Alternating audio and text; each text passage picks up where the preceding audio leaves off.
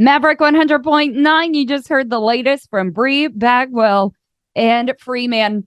We got Bri with us here for many reasons. But first off, hi, how are you? I am so good. I love our little coffee Zoom chats. We do this like every time we get on here. We both have our coffees Yep. and our little girl chats. But this one is particularly important because after you hear us talking to each other, we actually get to see Miss Bri in real life. That is so exciting. Now, first, we're going to talk about the new album. You say it because I can't. I bet you can. It is called Corazón y Cabeza, which translates to heart. Cabeza. Okay. Good job. Ooh, you even said it. You got to say it with like a little shoulder shake, and you did it. Little shimmy. That's right. Translates to heart and head. Oh. And yeah, it's just kind of gives the listener like a little heads up, like there's going to be some Spanish flair on this record. Which I think that's way overdue. But talking about overdue, this has been 4 years since your last record.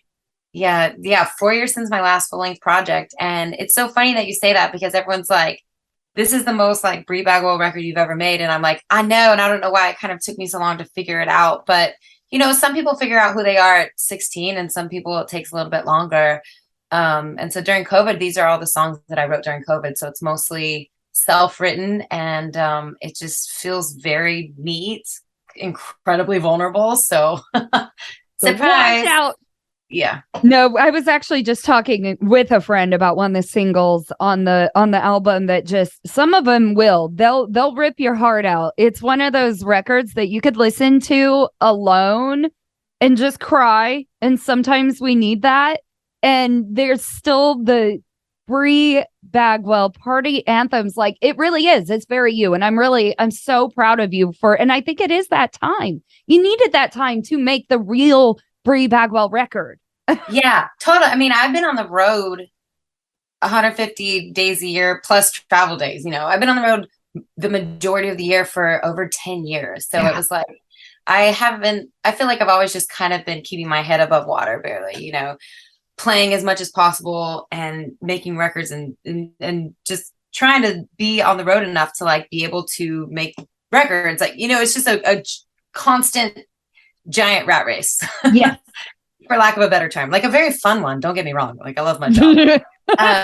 But the COVID really we got some perspective on our lives. We got some perspective on our sound. We got some perspective on what I wanted to do. And I called my producer, Rachel Loy, and I was like, I really want to make an album. Albums aren't cool right now, but I really want to, and I kept going on. And she interrupted me and she was like, girl, you don't have to explain to me why you want to make a record. If you want to make a record, let's make a record. And I was like, okay. And we did. And you know what you're doing with that? I'm so glad you brought up the full albums aren't cool deal. You know how many people are already texting into Maverick and asking for record cuts of your singles, which I've had to explain to them we can't. I can only play what Bri Bagwell tells me to play, just FYI. I have to explain that to people all the time. I have to play what the artist tells me to play. But everyone's been digging into this. Everyone. So you are proving that is not true and records are not dead. You know what I mean?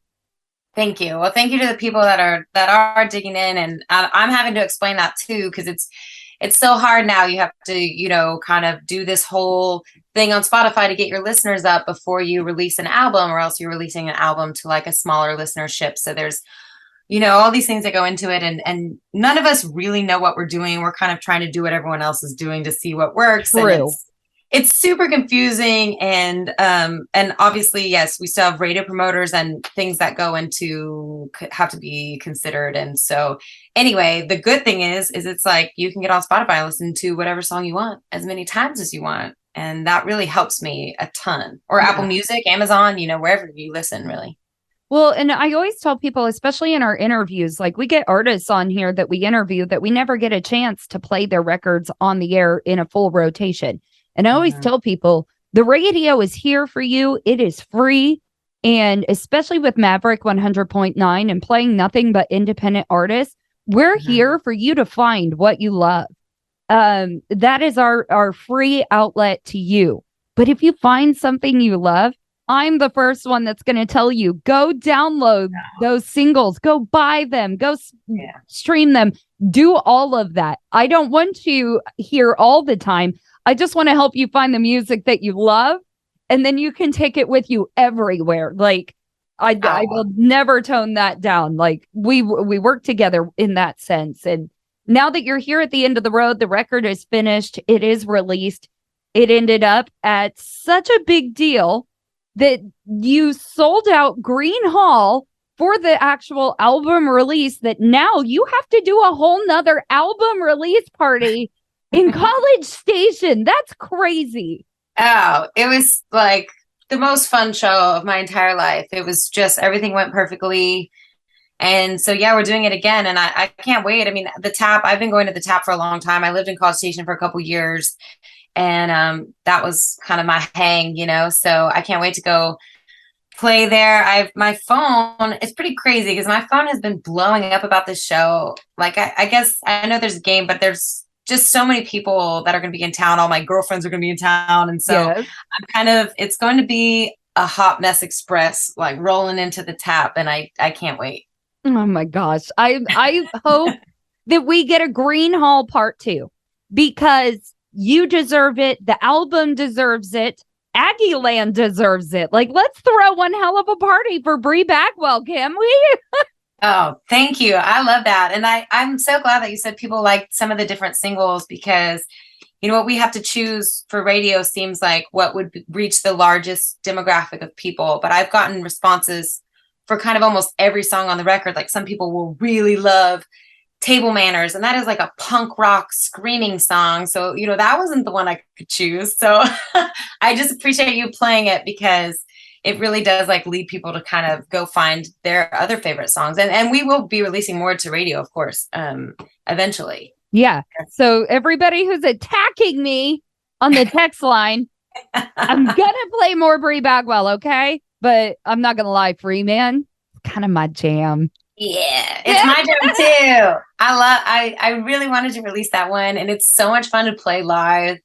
We'll play that one live at the Tap, and it's pretty fun because I forgot to, there's a lot of words in that song, and then I forgot to write breaths in there. So every time I sing it live, I'm like about to pass out. So you can be on the lookout for that now that you got the inside info.